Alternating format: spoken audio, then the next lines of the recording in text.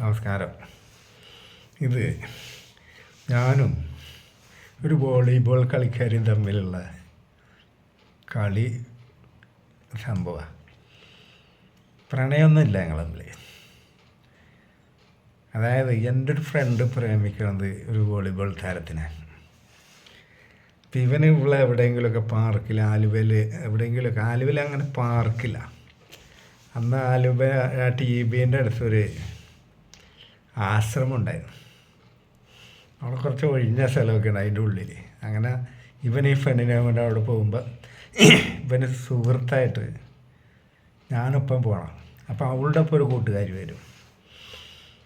അതിലൊരു കൂട്ടുകാരി ഞാനും മാറിയിരിക്കും.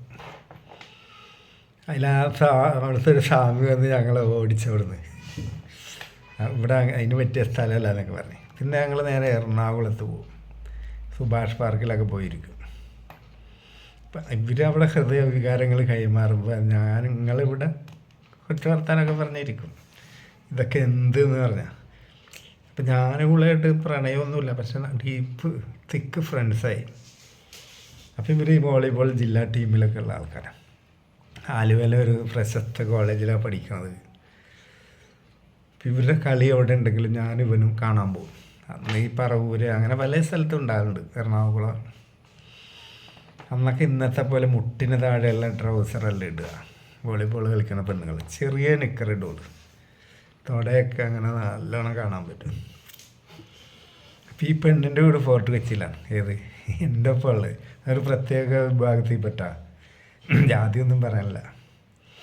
അവരല്ലെങ്കിൽ തന്നെ ചെറിയ ചെറിയ ഉടുപ്പുകളൊക്കെ ഇടുള്ളൂ. പന്ത് കളി കാണാൻ പോകുമ്പോൾ ഞാൻ ഈ തുടമയൊക്കെ ഉണ്ടെന്ന് നോക്കുള്ളൂ. എനിക്ക് പെൺകുട്ടികളുടെ തുട ഭയങ്കര അട്രാക്റ്റീവ് സംഭവമാണ്. അങ്ങനെ കളി കാണാനൊക്കെ പോകും. അപ്പോൾ ഇവള് നിക്കറൊക്കെ ഇട്ട് കളിക്കാനൊക്കെ കാണുമ്പോൾ അതൊക്കെ ഇങ്ങനെ ഭാവനയെ കാണും. ബാക്കിയുള്ളതൊക്കെ എന്തായിരിക്കും. അങ്ങനെ പിന്നെ സിനിമക്ക് പോകല് തുടങ്ങി. സിനിമക്ക് പോയപ്പോൾ എന്ത് ചെയ്തു, അവനും അവളും ഒപ്പമായിരുന്നു, ഞാനും അവളും ഒപ്പമായിരുന്നു. അപ്പം ഞാനെന്ത് ചെയ്ത് പതിവ് കലാപരിപാടി അന്നൊക്കെ സിനിമക്ക് കയറിയാൽ സാധാരണ ചെറുപ്പക്കാരൊക്കെ ചെയ്യണ പോലെ വലിയ മാന്യതയൊന്നുമില്ല. നല്ല കൈമേലൊക്കെ ഒന്ന് തടയി നോക്കും. പിന്നെ കുഴപ്പമുണ്ടെങ്കിൽ ഒറ്റ തട്ട് ഇങ്ങനെ തട്ടും, പിന്നെ തൊടൂല. കൈമേലൊക്കെ ഇങ്ങനെ ഇതായി വിരലുകളിലൊക്കെ പിടിച്ച് നോക്കുമ്പോൾ കുഴപ്പമൊന്നുമില്ലെങ്കിൽ പിന്നെ കൈ നേരെ ചെസ്റ്റിലെത്തി അവിടെ നിപ്പിൾസൊക്കെ ഒന്ന് നേരടി കൊടുക്കുമ്പോൾ അതൊക്കെ ഒന്ന് എറക്റ്റായി. പിന്നെ കുറേ നേരം അതുമേലൊക്കെ കളിക്കുമ്പോൾ അവർക്കും കുറച്ച് ഇൻട്രസ്റ്റൊക്കെ ആവും.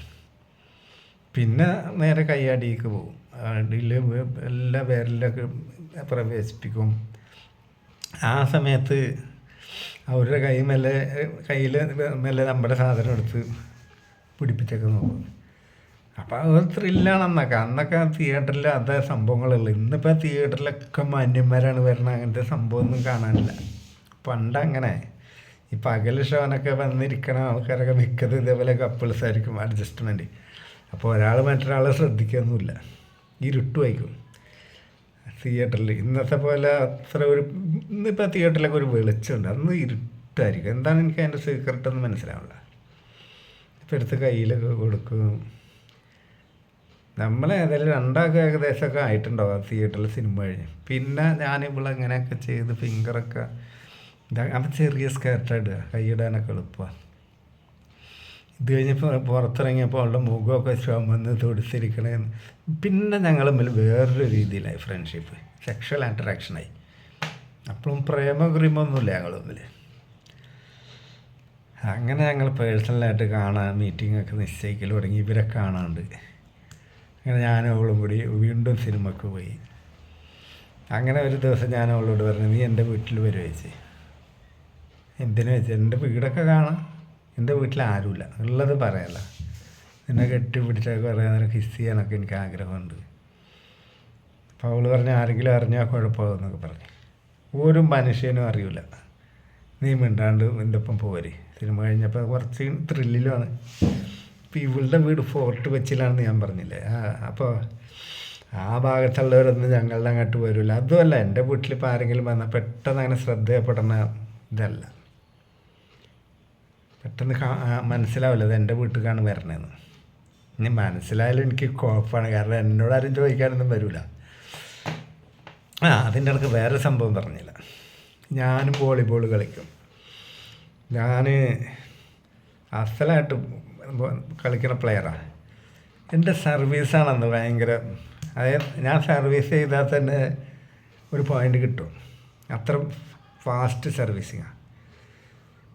അപ്പോൾ എന്നെ എപ്പോഴും ഇങ്ങനെ നിർബന്ധിക്കുക എവിടെയെങ്കിലുമൊക്കെ ടൂർണമെൻറ്റിന് പോകാനൊക്കെ. അപ്പോൾ ഞാൻ വല്ലാണ്ട് അതിൽ ഇൻവോൾവ്ഡ് ആവില്ല, നോട്ട് ഇൻട്രസ്റ്റ് എന്ന് പറയും. അങ്ങനെ ഒരു ദിവസം ഫോർട്ട് വെച്ചിൽ കളിക്കാൻ ഞങ്ങളുടെ ടീം പോയി. അപ്പോൾ ഇവളന്ന് എന്തോ ഒരു വെക്കേഷനാണ്, ഇവള് നാട്ടിലുണ്ട്. അങ്ങനെ ടീമൊക്കെ അനൗൺസ് ചെയ്ത് പ്ലെയേഴ്സൊക്കെ ഗ്രൗണ്ടിൽ ഇറങ്ങിയപ്പോൾ ഞാനുണ്ടായില്ല. അപ്പോൾ എൻ്റെ പെർഫോമൻസൊക്കെ കണ്ടപ്പോൾ ഇവൾക്ക് എന്നോടൊന്നും കൂടി സ്നേഹവും ആരാധനയൊക്കെ മൂത്ത്. ഒരു കളിക്കാരന് മറ്റൊരു കളിക്കാരന് ഉണ്ടാകുന്ന ഒരു ഇതുണ്ടല്ലോ, അത് നല്ലോണം വർക്കൗട്ടായി. അപ്പം ഞാൻ ഇവള് കാണാനുള്ളത് കൊണ്ട് കുറച്ചുകൂടി ഹൈ ലെവൽ പെർഫോമൻസ് കാഴ്ചവെക്കുകയും ചെയ്ത്. അതിന് ശേഷം ഇവളെൻ്റെ അടിമ. അങ്ങനെയാണ് ഞാൻ വീട്ടിൽ കൊണ്ടുപോകുന്നത്. വീട്ടിൽ കൊണ്ടുപോയി അതുവരെ ചുംബിച്ചിട്ടില്ല. തിയേറ്ററിൽ നിന്നുള്ള വിക്രസല്ലേ, കിസ്സൊക്കെ ചെയ്ത്. പിന്നെ എനിക്കിതിനെ കാണണം, കാരണം ചെറിയ നിക്കറിട്ട് കണ്ടിട്ടുണ്ടല്ലോ. അവിടുന്ന് ഡ്രസ്സൊക്കെ, ചെറിയ വസ്ത്രങ്ങളുള്ള മേലെ, ഞാൻ പറഞ്ഞില്ലേ ഒരു പ്രത്യേക കാറ്റഗറിപ്പെട്ട ആൾക്കാരാണ്. ഫുള്ള് നേക്കടാക്കി ജെട്ടി മാത്രം ഇട്ട് കുറച്ച് നേരം കണ്ടു. റെഡ്, ഇത് നല്ല വെളുത്ത വെണ്ണ. എൻ്റെ അമ്മ വൈകുന്നേരം ആവണം വോളിബോൾ അല്ലാത്ത മറ്റൊരു മത്സരം വരുന്നു ഞങ്ങൾ തമ്മിൽ. നല്ല ഇൻട്രസ്റ്റുള്ള പെണ്ണാണ്. അവളോട് ഞാൻ ചോദിച്ചു ഇതിനു മുമ്പ് എക്സ്പീരിയൻസ് ഉണ്ടാകുന്നു. ഇല്ലടാ നീയാണ് എന്നെ തുടരണേ പറയും. പിടിച്ചിട്ടൊക്കെ ഉണ്ട്, പക്ഷേ ഈ കേസ് നീ ഞാനും മാത്രമായിട്ടാണ്. എനിക്ക് നിന്നോട് കള്ളം വരേണ്ട ആവശ്യമില്ല, കാരണം നീ എൻ്റെ കാമുകനുമല്ല, നീ എന്നെ കെട്ടാൻ പോകുന്ന ആളുമല്ല. അങ്ങനെ സംഭവം ഉണ്ടായിട്ടില്ല, ഞാൻ അതിനെപ്പറ്റി ചിന്തിച്ചിട്ടും ഉണ്ടായില്ല. പക്ഷേ നീയാണ് എന്നെ ഉണർത്തിയെടുത്തത്. ഇത് കഴിഞ്ഞ് അവൾ പറഞ്ഞത് എന്താണെന്നറിയാം, ഇനി ഇതേപോലെ എപ്പോഴെങ്കിലും ചാൻസ് കിട്ടിയാൽ ഞാൻ വരാം. കാരണം അവൾക്ക് എന്നെ വിശ്വാസമാണ്. ആ വിശ്വാസം അതല്ലേ എല്ലാം.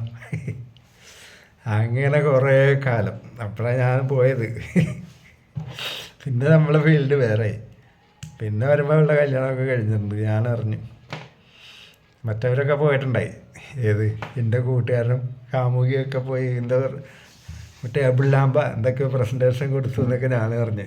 അപ്പം നമ്മൾ വേറെ മുടിയൊക്കെ പറ്റ വെട്ടിച്ച് വേറൊരു കോലത്തിലായി. കാരണം ഈ ട്രെയിനിങ് കഴിഞ്ഞ് വന്നപ്പോൾ എൻ്റെ അമ്മക്ക് തന്നെ എന്നെ മനസ്സിലായില്ല. അതാണ് അന്നത്തെ പരിശീലനങ്ങളൊക്കെ. പിന്നെ ഫീൽഡ് മാറി, നമ്മുടെ ലോകം കുറച്ചും കൂടി വിശാലമായി. പിന്നെ അവളൊരാളുടെ ഭാര്യമായില്ല, പിന്നെ നമ്മളങ്ങോട്ട് പോകില്ല. That's all. നമസ്കാരം.